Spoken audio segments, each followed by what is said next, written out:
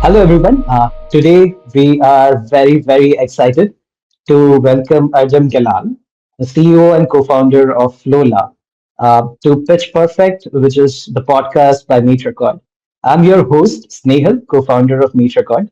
Erdem is an accomplished entrepreneur with a passion of building new products and new user experiences. Previously, he co-founded two companies like Talent Grid and Proceed Labs. Proceed Labs was acquired, so we'd like to hear about Adam later on that. And at Flola, Adam is transforming sales enablement, right? And customer onboarding, how are the customers interacting with the sales content, correct? We are very thrilled to have you on the podcast, Adam. Welcome to Pitch Perfect, which is the podcast by Meet. Hello, Snehal. Hello, Meet Record team, and thanks for having me here. So, Adam, you have a very incredible, diverse career, right?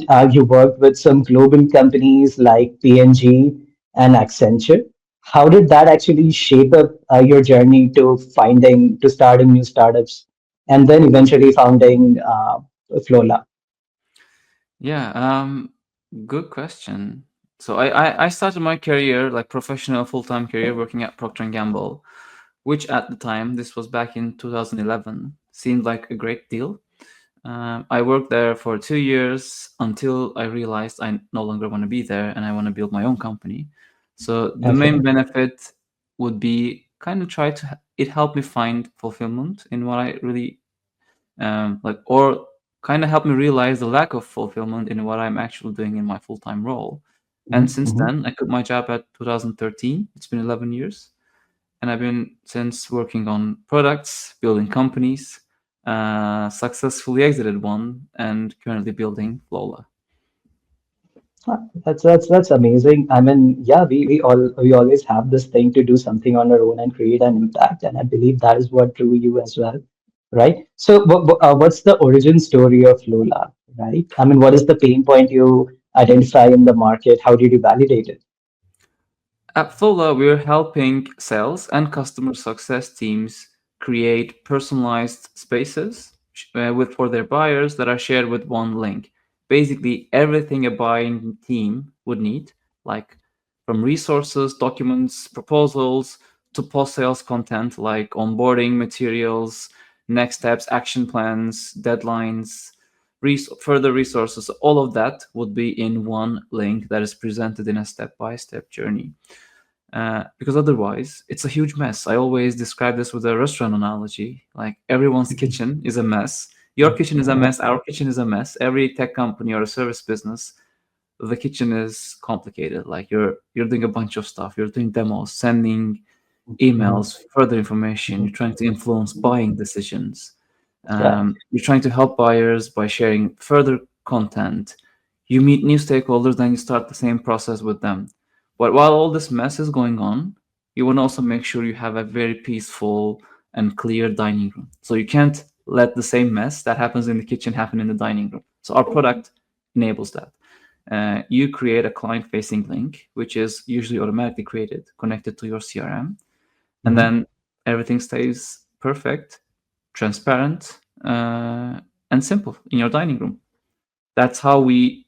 That's the pain we're solving.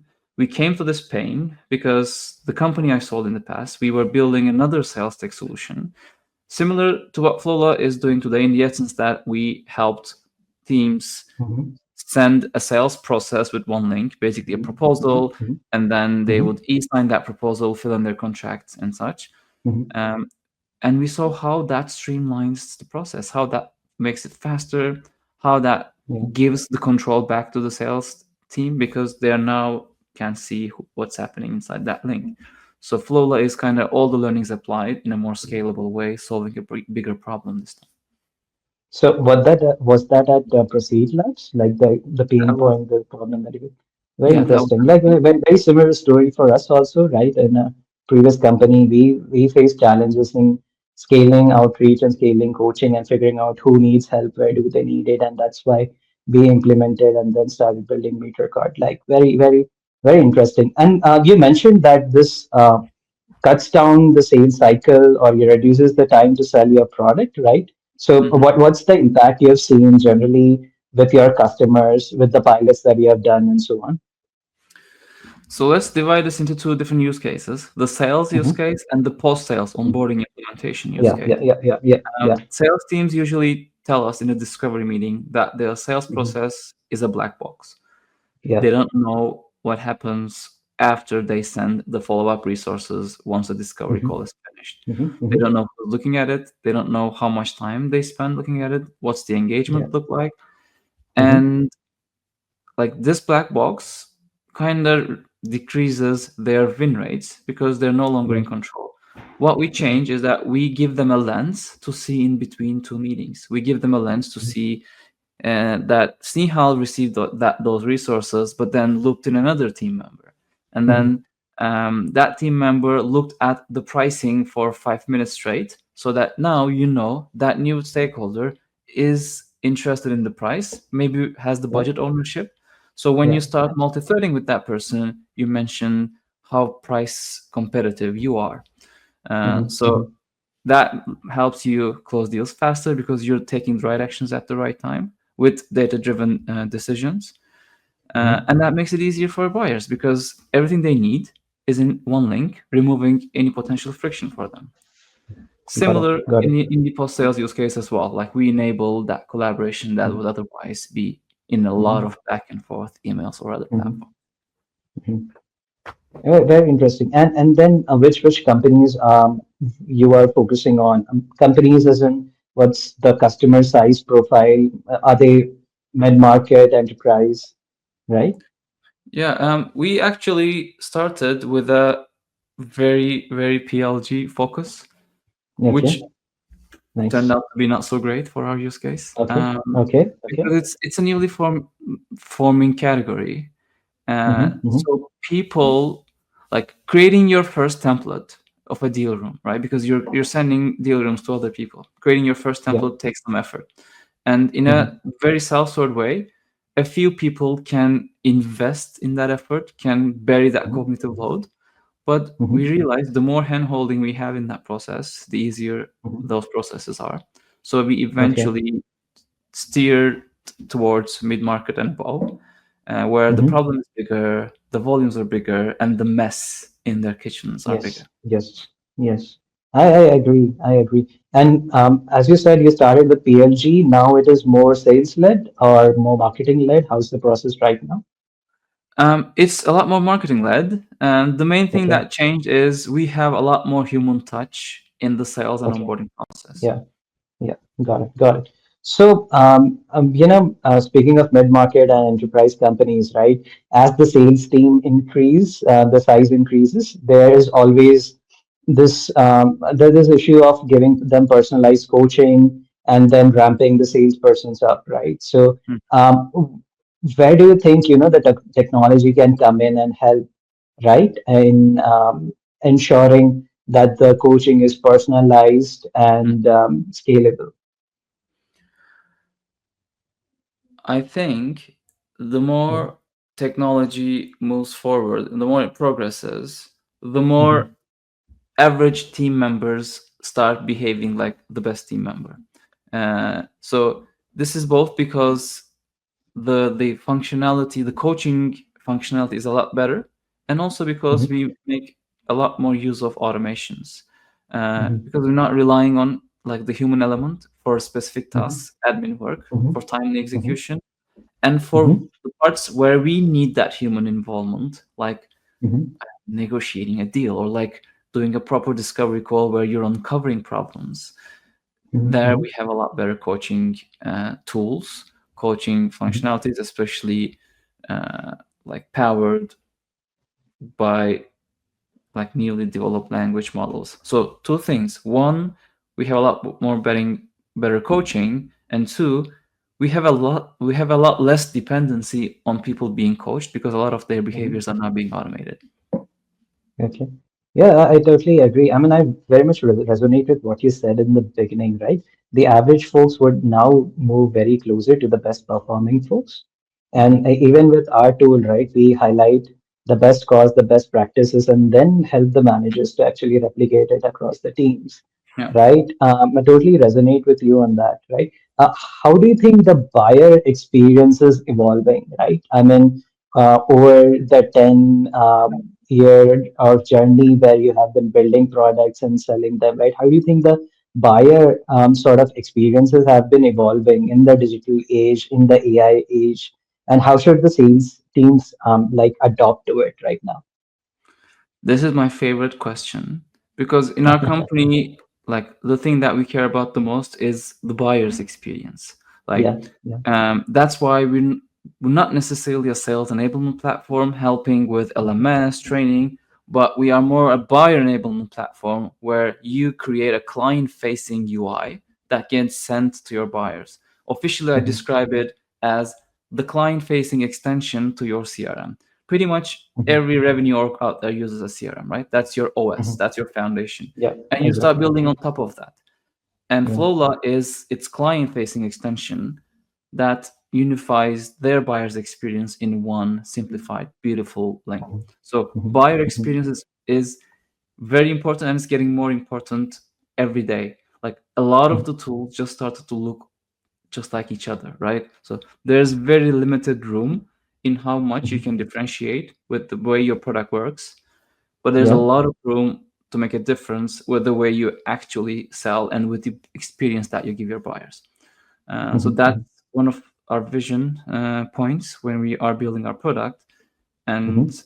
one of the key things of making that happen is also leveraging AI's personalization. So, not in terms of like not just first name, company name type of personalization, but Yeah. making sure the right person has access to the right content.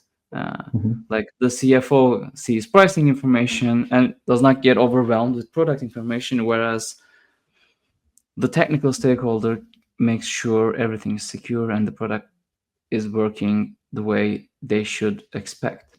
So mhm, I mhm. think everyone getting their concerns checked off in a sales Yeah. process or in an onboarding process is crucial, and AI will put that on autopilot for many revenue teams out there. Yeah. Speaking of AI and personalization, right? And you mentioned one of the key pain points that you're solving and how you're solving it, right? I mean, what are the other trends or, trends in your sector which are emerging and which could probably change the landscape, the entire landscape in the next 2 to 3 years or so? Like we were speaking with Yako, and he had this very nice comment about a lot of Mhm, things will be automated, and at the same time, a lot of things will be human dependent. So there will be some okay. sort of divergence. Like all the Mhm, minor mhm, tasks, all the admin work is getting mhm, automated with AI. But mhm, having done this, the human interaction gets more and more important. So whenever you're not automating anything, you have to make mhm. sure that your human interactions count. So Yeah. I think people will be spending a lot more in-person time, especially with Mhm, larger deals. While they're mhm, mhm, automating a bunch of stuff, doesn't mhm, mean it will eliminate the need to build trust in an mhm. in-person way. So I think like in-person events, offline events, the human experience that you put out there, like the more intimate you can be with your buyers, Mhm. Yeah. it will be your edge. Like because if you can't build that trust when you're together, or if you can't kind of turn that conversation into a more personal, intimate conversation when you're connecting with your buyers, since the Yeah. rest is fully automated, you'll just get in Mhm, the noise. So I mhm. think human interactions will count more and more moving forward. Yeah, very interesting. I mean, so coming to the sales enablement bit, right, Mhm. and the AI bit that we're using, recently OpenAI released their Sora, which could create videos. Mhm. The Google has released a notebook LLM model which could create podcasts. Yeah. So even the sales content, right, could be created by AI. Where do you see that bit going, right? Would you support more and more sales content created by AI, or it has to be a human plus AI collaboration in some ways? And how could even the sales enablement folks, right, or the sales teams can use this, like what skills they should develop, right, going forward when the content is getting generated by AI? I always have this question when I see those fantastic videos from Sora and others. One thing we realize with sales teams is that they definitely want AI in their Mhm, in their stack. They want to become mhm, faster. They want to feel relevant. They want to feel up to date. But mhm. no one is okay with delegating fully to an AI agent at the moment. Yeah. So until an AI agent proves 100% success with a clear Mhm, track record, uh, mhm. I think the area where teams will be most sensitive in is client-facing work. If it's something Yeah. internal, you can always go back and fix that. If it's a Mhm, very simple support ticket and it's client-facing, you can still kind of take the risk up to a certain extent. But in sales, mhm. like in very like re- in Yeah. actions where you have clear revenue impact, um, Mhm, mhm. I don't see teams want to delegate fully to AI. So we Yeah. see that personalization, that sales content getting created personally, definitely going to happen. Uh, as I said, like you won't have a one generic sales deck. You will have many versions of that deck depending on who is consuming it at that given point in time. And deal rooms will be the default medium to make sure that happens. Mhm, Uh, mhm. Having said this, I think for the near future, it will be always AI agent doing the work, presenting it to the sales rep, which then approves or rejects what the work or what the content being generated is good or not. So I Mhm. don't see processes where the human is fully out of the loop. However, I see a lot of processing getting faster because a lot of the manual non-value adding content generation is already done in a great way for that sales rep. Any interesting AI features that you have built right now? I see there's autopilot in Flola, which could help you automate certain things. But any automation and AI feature, right?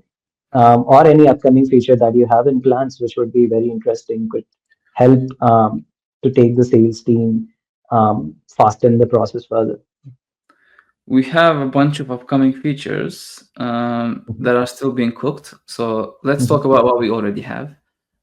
So our first focus with AI was solving the cold start.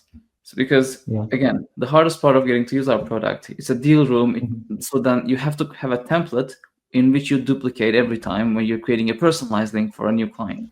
So getting that mhm, first template right requires effort.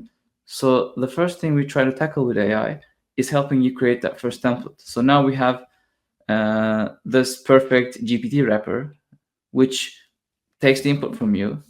You yeah. We already know your company, and we already can pull the target company.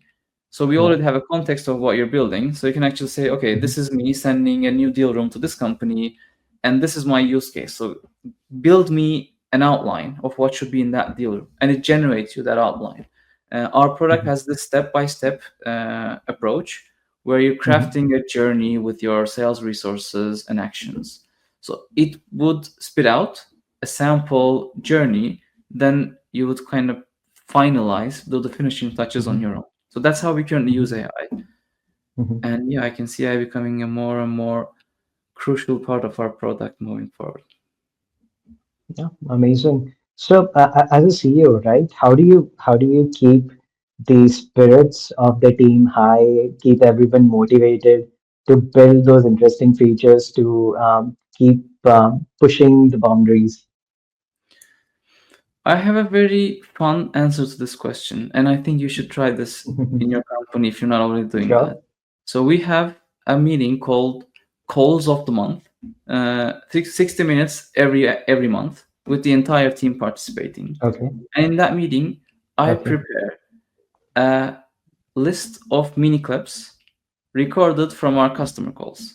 Could be discovery calls where a customer is explaining their problem, could be an existing Hmm. customer telling us about something they wish they had in the product. So it's a meeting where we watch like real insights coming Hmm. from real users or prospects, and not just one. Like we watch, I don't know, 10, 15 clips in that 60-minute Hmm. meeting, and then we Hmm. speculate on that together.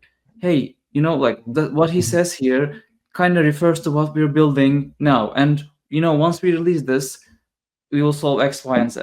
And everyone in that meeting, Yeah. like content person, could leave that meeting with a lot of content insights, keywords that they should be adding to Hmm. the next article that we publish. The product person leaves Hmm. with a lot of insights, knows what users are asking. It kind of adds meaning to everyone's work routines, because once you see the actual users sometimes praising your product, sometimes requesting things that you've been already thinking of or working on, it pumps a feeling of fulfillment to every team member, and it kind of makes sure everyone is aligned on one vision, which is solving the Mhm. customer's challenges, current and next. So that really helped us, and I think that's a meaning every early stage company should have. Yeah, I think that's a fantastic idea. Like, having a discussion on the real cause, real customers' pain problems, rather than just discussing very standard things or discussing something which the team can't associate with. Right. This is something the team goes through day in and day out, solving customer problems, and with basing them on real issues, what customers talk, everyone will be able to associate and motivate, and then see the impact also in some time. Right. So that's an amazing idea. Yeah. Right. Any advice that you have for the sales team, sales folks out there? So many sales enablement folks would listen to our podcast. Many sales members would actually listen to our podcast, right? Be it SDRs, AEs, right? So any advice, piece of advice you have, especially in today's time where they are fearing things from AI and automation. Few things you of course said, you mentioned about the human touch being very important, right? Especially in those larger deals. I mean, nobody will take AI for granted on those larger deals. But apart from that, any good advice? Like, I could count a million advices here, but I think I should stick to the same vision of the human experience. Yeah. Um, like, I personally think that the sell me this pen sales approach, where you're just focused on getting that signature and nothing else, in any Mhm, means possible, mhm, has started to lose traction with many deals, because mhm, customers or buyers today are very smart and they mhm, know the space. A simple Google search or a chat GPT question could answer a lot of the questions that the sales rep in that call wouldn't have answered. So the information asymmetry between the seller and the buyer is changing. So to make sure you earn the trust of of the buyer as a salesperson, one, of course, you have to know your shit. You have to know your product. You have to know your space. mhm, Um, and second, like, you have to be transparent, because now everyone can smell bullshit from a mile away. The best mhm, sales yeah, process that we run are ones where we are very clear on what the product mhm, does, what it doesn't do, what the limits are, uh, because we try not to oversell, or we not try not to exaggerate, because anything that we do becomes very visible in the onboarding phase, mhm, which mhm, triggers that break clauses in their contracts that they want their money back, or they're not happy mhm, with the mhm, purchase they made. So we are constantly investing in that relationship, in that experience, and that's helped us stand out, because we really know mhm, that we no longer can differentiate with our product. Of course we can, but it's a short-term win, because any competitor could actually build whatever you think is a huge win in a couple of months. mhm, So mhm, we're trying to build long-lasting, meaningful, transparent relationships. We're mhm, not afraid to be vulnerable when we're speaking to our clients, and we've seen this work a lot. So as a sales motion, as a sales strategy, vulnerability, transparency, and like being open to build trust, I think would be the name of the game moving forward. Now everybody else is oversaturated. Oh, I totally agree to what you said right now, right?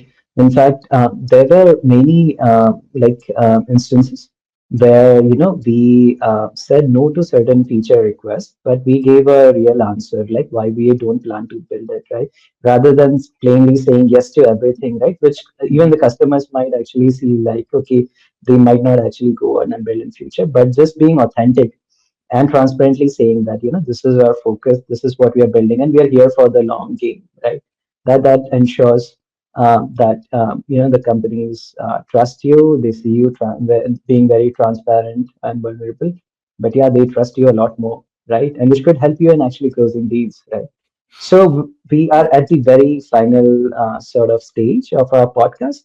But before that, we'll have a quick round of rapid fire, right? So any tool that you're using right now to be more productive, apart from Flola, of course, right? Any other tool that you would recommend?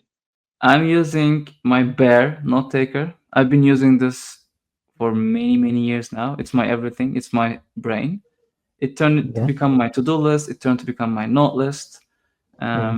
And I see a lot of value by having everything in one platform. So Bear note taker is my everything. I would definitely vote for that. Yeah, amazing. I would suggest, of course, for the company use case to try out Meet Record because, yeah, then we can also help you with the insights and coaching going forward for your team. But for your personal use case, I'll definitely try out my bear and maybe learn This is a, about by the something way, interesting. not app. So it's not a meeting recorder. Just to make everything It's not, clear. oh, just, It's a okay, okay, it's a okay. very simple to do app. Let me put it that way. Not a to do app, but a Oh, note okay, app. So uh, okay, a more modern way of what Evernote used to build. Let's put it that way. okay, So it's my okay. note app called Bear. Oh, very, very interesting. But just asking, what is it like? Why did you? There are n number of note taker apps out there. Just out of curiosity, because everyone starts with a note taker app and they're building some products or learning a new language. So just curious, what is that one thing probably that you found it different from the other note taker apps out there? So this one is very simple. It just supports any markdown language, so you can actually Okay, easily style what you write. yeah, So nice. creating to-do points or bullet Hmm. points or other Hmm. stuff is Yeah, very easy. yeah. And then I find myself switching. So I had a separate to-do app and a note app. And then I find Hmm. myself ditching the to-do app and keeping everything in the note app, tying everything together, Yeah, yeah, managing yeah, with yeah, hashtags and yeah. categorizing everything. Um, yeah, like I think it grows on you. I probably would be the same with any other note app out there, but this has Yeah. been my go-to for I don't know 6 7 years now. Oh, super, super. Which book have you read the latest, or what's your favorite book right now that you would like Okay, to recommend? I'll show you one last thing. I already talked about this, but this is the book any SaaS founder should read. It's called Okay. Unreasonable Hospitality. If you found what we talked about today relevant, like the Mm-hmm. experience for the buyer, Yeah. knowing that you won't be able to differentiate further with your product and you have to Mm-hmm. invest in how you communicate Mm-hmm. with your clients. This book talks about restaurants, but a lot of the ideas would be applicable to how you run a B2B company. So yeah, Yeah. Unreasonable Oh, Hospitality yeah. by Will Guidara. Mhm.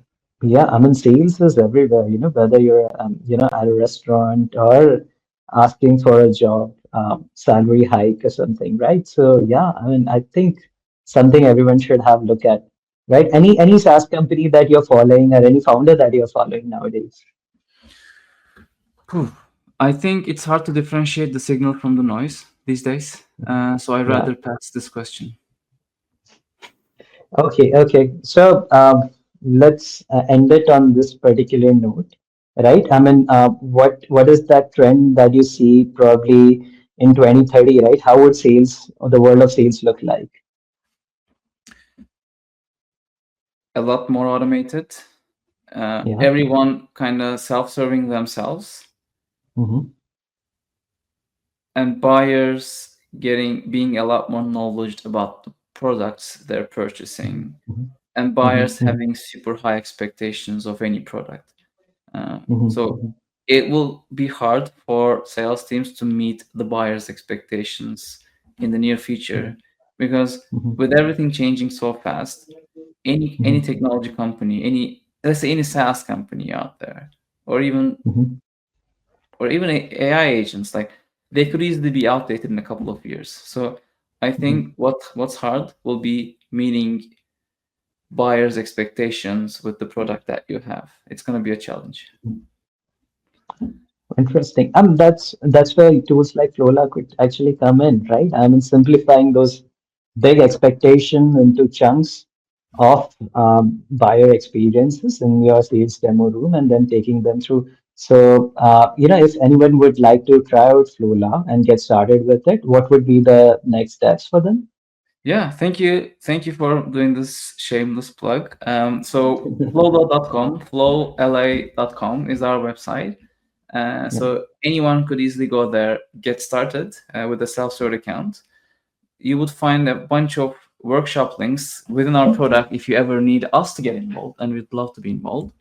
If your kitchen is a mess, if you're sending around things, if you have a lot of back and forth, and you need your dining room to be super tidy and peaceful, we help you create beautiful client-facing links that gets triggered automatically from your CRM, and that also feed everything, every interaction, every information back to your CRM, so it remains as a single source of truth. We're integrated with HubSpot, Salesforce. We're in the app marketplaces. Definitely give Flowla a try. And Snehal, thanks for having us here. On that tidy and very, very clean note, it was great having you, Erdem. Yeah, It's my pleasure. Thank you. thank you. Thank you.